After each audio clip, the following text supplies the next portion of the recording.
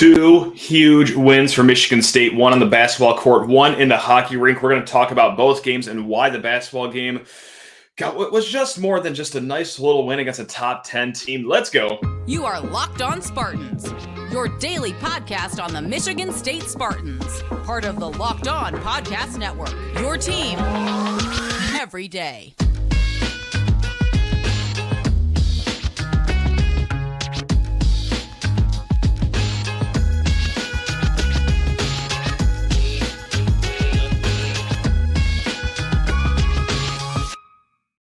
Today's episode is brought to you by LinkedIn Jobs. These days, every new potential hire can feel like a high-stakes wager for your small business. That's why LinkedIn Jobs helps you find the right people for your team faster and for free. Post your job for free at linkedin.com/lockedoncollege. Terms and conditions.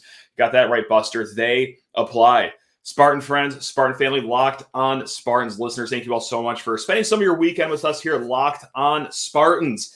If you're watching on YouTube, you will notice that this is a road game for your boy over here. We are coming to you live from the finest laundry room that Traverse City has to offer. But hey, we're making it happen because we're going to sit here and not talk about yesterday's games, the basketball win, and then for a nice little nightcap, the hockey game against Michigan, bringing back that Iron D trophy. But before we get into any of that, please rate, review, subscribe to this here podcast or YouTube channel. Comment below. Comment your MVP for the basketball game or the hockey game below. And if you're listening on podcast, go ahead and smash that 5-star button if you're feeling friendly today on this beautiful Sunday. Now let's get into the mix here. I'm not going to do the there was never a doubt, hardy har thing for the basketball game because, guys, down 8 points with 6 minutes and change to go. There certainly was plenty of doubt for this game because we've seen Michigan State kind of just fade away down the stretch here and there. This season, by all accounts, has been incredibly underwhelming. So yes, as Illinois, who is shooting the piss out of the ball, is just not showing any relent. Yeah, okay, fine, great. Another loss, and now we are really seriously going to be on the bubble. But oh no. No, said the seniors. And this is one of my favorite storylines, if not my favorite storyline to come out of this game. Yes, sure, this game means a lot because, okay, cool, top 10 win. Maybe we can feel a little nice about ourselves. Or, hey, this helps our tournament seeding. Okay, we're going to be off the bubble. We're going to talk more tournament and bracketology, and my CBS is showing a graphic of one of the worst bracketologists out there later on. But the storyline going into this game and what we came out with is that this was going to be a redemption game for the seniors. Earlier this week against Minnesota, it was hard enough just to lose a game like that. And sure, Minnesota is a fine team. We've seen how hard it is to win on the road in the Big Ten. But it's how they lost the game and with who they lost it with. It was the seniors, guys, that did not perform late in that game and couldn't protect a 9-point lead against Minnesota. It was A.J. Hoggard with baffling decisions. We could understand if, hey, a little too aggressive. Sometimes he didn't finish at the lane. But no, it was the odd decisions that he made in that game when Tyson Walker left with an injury. Okay, big reason Michigan State lost the game right there, A.J. Hoggard. Number two, Malik Hall, for as much as we have sung his praises this year, that was a brutal game against Minnesota, specifically from the free throw line, 1 of 6 shooting. You just go 3 of 6, completely different game. How would this team respond Saturday at home, top 10 team? Do they have any dignity in them to respond and bounce back and not just get a win, but play with tenacity, physicality, and urgency? Because, guys, it is must-win season here. So when Michigan State is down 8 points with 6 and change to go, and they barnstorm out to a 24-8 run to end the game, it's not just they did it, it's how they did it and who it came from. Malik Hall, 7 points in that stretch. A.J. Hoggard, 11 points in that closing stretch. Tyson Walker, 4 points in that closing stretch. So a 24-8 run to end the game. 22 of those points came from the 3 seniors. Malik Hall, A.J. Hoggard, Tyson Walker. That is a redemption game of sorts. And also, if you want to look into the future here, because we're going to be watching a Selection Sunday show here in a little bit before we even know it, that's the kind of stuff that makes you believe that, okay, this Big Ten season has been incredibly underwhelming. Once again, we are in February and we are not even up for the title chase. But hey, you could write those runs in March Madness here. And man, when they played like that, and I know that's asking a lot for because that was an extraordinary finish, but man, when you see the seniors take things under their wings, not do any stupid decisions, but instead just play smart with their head down and strong finishes at the rim too. I mean, you throw that in, that makes it all the more sweeter. That's what makes this game delightful. Now we're going to blow this out a little more because there was more in the game than just the last 6 minutes where Michigan State decided that okay, it's winning time. That's a cute little 8-point lead there. You got Illinois, but we're just going to take that. And by the way, really quick, shout out to the Breslin Center crowd, because without that crowd, without that energy, without the Izzone being as raucous as they were, down 8 points with 6 minutes to go. I don't know how many home atmospheres in the nation are still that alive to energize their team to the finish line, but shout out to the Breslin Center crowd for that one. Now, to talk about the full 40-minute game, Malik Hall, 22 points, and we talked about his free throws against Minnesota. Smooth 1 for 6. He redeemed himself big time, 7 of 9 from the line. Now, AJ Hoggard's season high, 23 points, 5 assists, and if that wasn't sweet enough, how about no turnovers from AJ too? I'm sure Izzo challenged him even harder inside the closed doors of Breslin Center than he did publicly after the game against Minnesota. And Izzo did not pull many punches back when he was talking about how disappointed he was in the seniors, in the shot selection. Basically said everything without saying AJ Hoggard's actual name. So I'm sure he was absolutely questioned as to who he wanted to be before this game. That was easily his best performance of the season so far. And it's not just what he did offensively. Of course, we saw the big defensive stop there at the end of the game when you're screaming at your television, kind of like I am, please just get a stop in any way possible. And then finally, after a full game of doing it, Illinois just starting the entry pass on that left wing outside the three-point line, AJ perfectly times it, jumps it, takes it, pick 6. And if you feel like the game was over there, sure, if you're a little more of a nervous Nelly like me, and you couldn't celebrate until there was 8 seconds left of the game, I fully understand that too, but that was maybe the play of the game from one AJ Hoggard. Now, I got to talk about another guy that we don't talk about enough on this show, because when he has his best performances, I feel like Michigan State still finds a way to lose, but man, Tyson Walker, just a casual 19 points out there for him. And it wasn't just that, but it's what he was able to do in the first half. Just alive. 8 points, 3 of 5 shooting. He hit that 3-pointer too. And just another great hot start for Tyson Walker and a great game overall. So we wanted to sing his praises after the Minnesota game that, hey, he set the Tom Izzo era record for most games consecutive with double-digit points.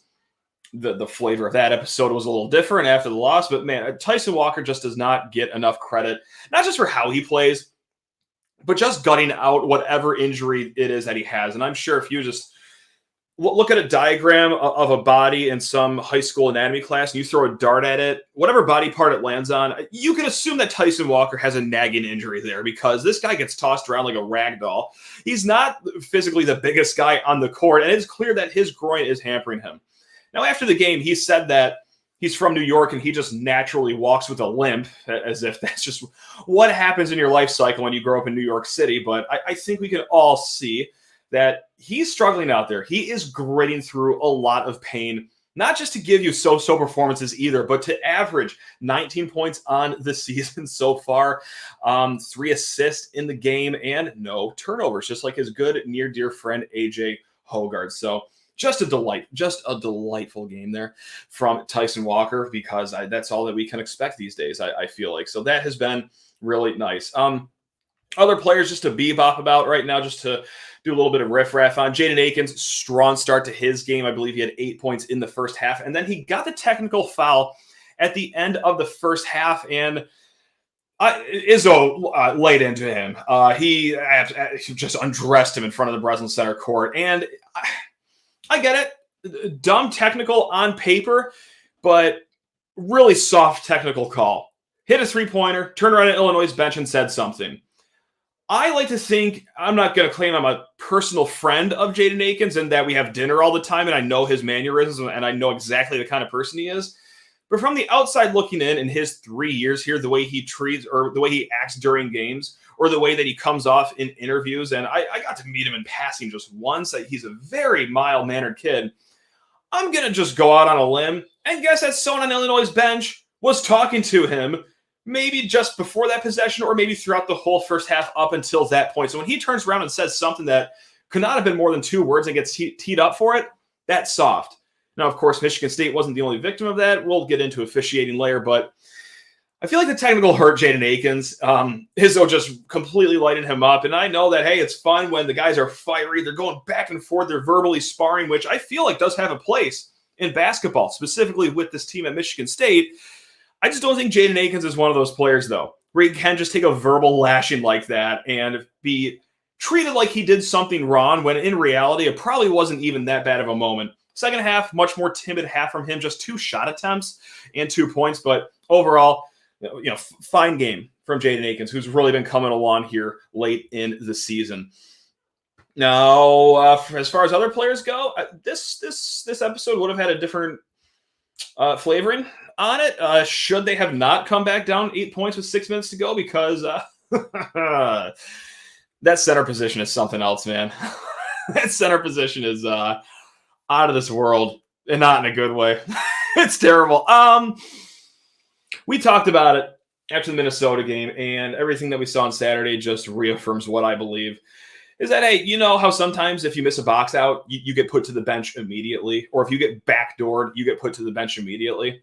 If a postman thinks he has the right to try a post-up move and try a hook shot or a little fadeaway, that gets you sent to the bench. Because I think they had 5 post-ups in the game, if I'm counting correctly. One of them went in. One of them ricocheted off the side of the backboard in the second half during a much-needed possession. So I've seen enough from the center position. I'm done with seeing post-ups. It is as good as a turnover for me.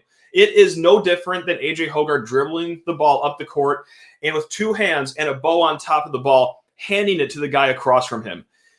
It is horrific how little progress has been made there offensively, that not even a single post move combined through all those centers has made its way into the court. But hey, it's a victory episode. We're going to take a little easy here. Guys, we'll be dabbling a little more into this game here. We're going to talk bracketology. We're going to rail on the refs a little more too, not just from a Michigan State standpoint, but just from a enjoyment of basketball standpoint here. But first, you need to talk your ears off about LinkedIn Jobs. When you're hiring for your small business, you want to find quality professionals that are right for the role. That's why you have to go check out LinkedIn Jobs. LinkedIn Jobs has the tools to help you find the right professionals for your team faster and for free. Now, LinkedIn isn't just another job board. LinkedIn has a vast network of more than 1 billion professionals. That's right, 1 billion with a B, which makes it the best place to hire. It gives you access to professionals that you can't find anywhere else, and LinkedIn does that all while making the process easy and intuitive. Hiring is easy when you have that many qualified candidates, so easy that 86% of small businesses get a qualified candidate within 24 hours. So what are you waiting for? Join the 2.5 million small businesses that use LinkedIn for their hiring and post your job for free at linkedin.com/lockedoncollege. That's linkedin.com/lockedoncollege to post your job for free. Terms and conditions apply. And happy Super Bowl Sunday to all of you sports fans out there from FanDuel, America's #1 sports book. That is right, gang. Super Bowl Sunday. We got the great props out there. I just saw one that I really love. Position of first touchdown scorer. Whether you like Kittle, whether you like Kelsey, whether you like Gray, really go off the board here. Plus 350. Now, if we are listening to this show after the Super Bowl, everything I just talked about makes no sense and is irrelevant. Well, hey, come on. It still stays sweet over at FanDuel because right now new customers get $150 in bonus bets with any winning $5 bet. That is $150 if your bet wins. Bet on all your favorite NBA players and teams with quick bets, live same-game parlays, exclusive props, and so much more. Just visit FanDuel.com/lockedon and shoot your shot. It's FanDuel, official sportsbook partner of the NBA. Now, we talked about some players that played really well that wore the green and white, or I guess the black and gray on Saturday, which, by the way, I felt really good about the game. Like, the game, to me, was essentially over when I see Michigan State take the court with the black jerseys and the assistant coaches and Tom Izzo himself rocking the neon quarter zips. That is the cleanest look that Michigan State has to offer. But anyway, let's get back into the actual game, things that really matter in a basketball game. it wasn't just the guys that were representing Michigan State on the court that were playing pretty well. You guys, Michigan State staved off an incredible Illinois performance. Terrence Shannon, of course, 28 points. Coleman Hawkins, I don't ever remember him missing a shot against Michigan State in his entire career. Now, I know the box score says he went 5 of 12. I don't remember those 7 misses. Illinois played outstanding. It is incredibly hard to hit 80 points on the road in a conference game and still lose by nearly double digits. But Michigan State just played that good down the stretch. But we have to give a tip of the cap to Illinois for playing as good as they did. And also Tom Izzo, because he threw the kitchen sink at it all. Now, the strategy in the first half, I wholly understand and I wholly agree with. When the ball gets down low in the post, we are going to crash and double team in the post because, well, Michigan State has been solid at double teams, not just this year, but I believe even going back to last year, they've been very good at timing it, making their opponent's big men uncomfortable. And then, okay, hey, if Illinois finds the open guy, well, they are quite almost on the average line in the nation at three-point shooting, 34%. So odds are, yeah, they'll hit a few, but they're not going to blitz us and absolutely just make us bleed to death by paper cuts. Except once you look at that, Illinois shot the ball like they were surrounded by Splash Brothers on the perimeter. Now, at the end of the game, their box score read that from three-point land, they were 11 of 30, just 36%, which isn't much. They also missed their last 5 three-point attempts. So at some point in the game, they were 11 of 24. That is 44% shooting from three. That is incredible. So after the first half, oh my, Illinois is shooting like what, 50% from three in the first half. We're not going to double team here in the second half. We're going to stick with the guys on the perimeter. And yet, they still got it done. So it wasn't for lack of effort or execution from Michigan State. Sometimes you just have to give a tip of the cap to the opponent, the Illini. Now, that's not to say Michigan State played a perfect game. They let Illinois get 11 second chance points off 9 offensive rebounds. And if a 10th offensive rebound happened, I think my head would have just gone right through the double pane window here that we have in this beautiful Airbnb. But luckily, we didn't have to resort to that because they held it in single-digit offensive rebounds. So good on you for that. But yeah, Illinois just played incredible, and that's what makes the win even sweeter. Not just, again, how well the seniors played. You can see the vision of what this team is meant to be. You beat a top 10 team that played like a top 10 team in your home gym, and also what this means for the tournament. Okay, we're going to get to that right now. And I'm sure Jerry Palm is a fabulous man, family man. Yeah, I'm sure he's a great member in his community. I read him all the time. Whether it's bracketology, because I'm a sick person, I will read literally any bracketology out there, or his bowl projections. He's a very hardworking guy. He works for a big name like CBS Sports, so when they keep flashing the graphic on the screen from Jerry Palm that right now Michigan State is one of his first 4 teams out, that is that is not a little misleading. That is very, very misleading because Michigan State going into that game, they were a tournament team. And no, that's not just me, Mr. Green and White, huge State fan, just willing my boys into the tournament. No, you go and look at all the top bracketologists out there online. Like, for example, 131 Sports, continuously in the top 5. Now, that's why we shout him out for one reason. The other reason, guys from Michigan. So go ahead and support 131sports.com. In his bracketology before the game, Michigan State was a 9 seed. Okay, Joe Lenardi, he's kind of the middle of the pack for the bracketologist. He had Michigan State as a 10 seed. You look around, odds are you would find Michigan State on the 9 line or the 10 line. Very, very rarely would you find a bracketologist with Michigan State on the outside looking in. And I'm not just ripping on Jerry just for no good reason, but if you go to Bracket Matrix, that's a website that compiles all the bracketologists that you could find on the internet. Jerry Palm is it's like bottom 10 almost every single year. He really does miss the mark with bracketology. So I know the fear-mongering Michigan State is in the first 4 out thing was maybe a little jarring to see on your television on Saturday, but that is just not true. Now, okay, I'm not going to say that he is 100% wrong because last year, what did we see? We saw every single bracketologist on the Bracket Matrix put Rutgers in their tournament, and what happened? Rutgers missed the tournament, and they made the NIT.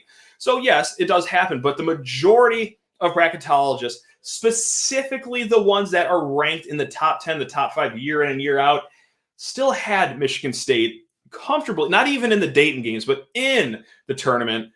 But you win a game like that against Illinois for your third quad one win, that makes the road a little easier, because as we go forward into this season, what's coming up this week? It's 2 road games. Now, granted, it's against Penn State, who you're going to be favored by about 4 or 5 points in, and then at Michigan, who you will be favored against by about 5 points. Okay, we've seen this Michigan State team on the road. You lose that Illinois game, okay, now you are squarely on the bubble. Now you might be playing in those Dayton games if the tournament started today. And your margin for error becomes razor thin. So not only does this game get you a quad one win, something to feel really nice about, something that the committee can say, yeah, good for Michigan State. They're definitely in our tournament. But you can absorb maybe one of these other road losses. And yes, it would suck in the moment, of course, if it's against Michigan on Saturday. But it wouldn't be as detrimental to your season as it would if you strung together, back-to-back losses here. So that's just where we're going to leave off. The whole bracketology thing. Michigan State, they were in, maybe uncomfortably, but they were in before the game. And after that game, yes, they are comfortably in. You go to 131 Sports right now, and they are at either 8 or a 9 seed. I'm getting them mixed up because I looked at another bracketology at Michigan State at an 8 seed too. But they're on that 8-9 line right now. Maybe they could work their way up into a 7, or God, you get 1 or 2 more quad one wins, not at Purdue. I don't see that happening in 100 years. But maybe you play a Northwestern or Wisconsin in the Big Ten tournament and you get a win there. Maybe you do jump up to a 6 seed. So that's where we're going to leave off on the bracketology talk. I love talking bracketology. Next on my list is just officiating. I don't know. We all see it. I mean, I told this anecdote, I think it was a few weeks ago. It's really hard to get that bent out of shape about officiating, because the anecdote that I shared is back in my heyday of youth baseball. That's right, we're going full Glory Days talk. We played in a tournament where the umpires were terrible. There was one umpire that would turn his head whenever a pitch came in, but that was like the gimmick of the tournament. That was like the charm of that tournament, is that every team there knew that the refs or the umps were going to be just terrible, and you just have to deal with it, and you just got to hope that today's your lucky day and it's the other team that gets screwed more than you. That's how I view Big Ten officiating in basketball. Like, it's very hard for me now to see the technical against Jaden Akins and just get all fed up because, Coleman Hawkins had the same thing happen to him. He just hit a 3-pointer, turned around, said boom, and he got teed up. Like Carson Cooper's foul at the end of the game, should have that ref not just suspended, but probably investigated by the FBI or CIA or whoever investigates gambling issues, because that was as nonsensical of a call as you could ever find. And you have to have a visual impairment to actually think that there was a foul there on that play. That's how bad of a call it was. But just throughout the whole game too, it was a total ref show, and not just they were screwing Michigan State. No, they were screwing both teams. Never should a game have a combined 54 free throws in it. So, I mean, as big of a game as it was for Michigan State, it was even bigger for the refs. They were able to make it all about themselves. So congratulations to the Big Ten officials in that game. Now, we're going to close out this show here talking that hockey, baby. That's right, because as if the win against Illinois wasn't the best thing that could happen that day, how about a nice little cherry on top? Michigan State, for the first time since 2016, they win the duel in the D against Michigan 3-2. Trey Augustine, sensational freshman goalie, stands on his head with 37 saves. Now, the night before, just taking care of business in Ann Arbor, they won 5-1. And with that sweep, a program best 5th sweep of the season, actually, they are still 5 points up on Wisconsin for the Big Ten title chase, a title that Michigan State has never won. They've never won the Big Ten regular season title. They have a 5-point lead against Wisconsin. Michigan State, 4 games left. Wisconsin, 6 games left. So they're going to have 2 more opportunities than Michigan State does to pick up some points here, because Wisconsin, they also had a sweep over the weekend. But this is a big one coming up next weekend. Last home series, until the Big Ten tournament, that is. Last regular season home series of the season against Ohio State, who I believe, if I remember the bottom line ticker during the game yesterday, they have 1 conference win. So that's a team that you do want to see come in here to build a comfortable points lead before your season finale at Wisconsin. it'd be delightful to go into Wisconsin with, say, a 7-point lead because, well, that would be it, sweetheart. That would be it. So it is, it's gut check time. And, well, they got it done. 5-1 against Michigan on Friday, and then the Saturday game. And the Saturday game, as exciting as it was, I just jaw-dropping because it was Michigan State's fourth line that wreaked the most havoc. Freshman Tommy Monesto, junior Tanner Kelly, and then sophomore Tiernan Shouty.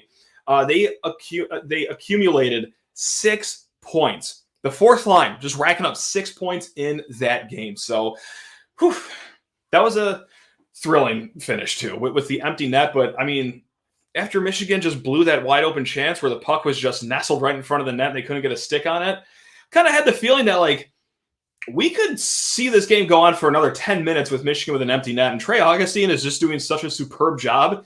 I don't think Michigan could even score. So, like, hey, here's a Trey Augustine, one of the best goalkeepers, if not the best in the Big Ten. So that was a massive one. That's a big one.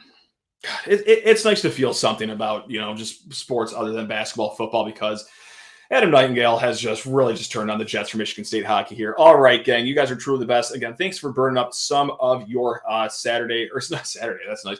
Burning up some of your Sunday here with us here. Man, this is fun. It's fun to do these winning shows, huh? Man. You guys are the best. All right, hey, go enjoy the rest of your Sunday. Let's enjoy the Super Bowl if you could stomach watching it, or if you're a big baby and you really don't care about the game because it should be the Lions in it, like me. I am said baby. Let's just try to enjoy the night anyway. All right, guys. Love you all. Go Green.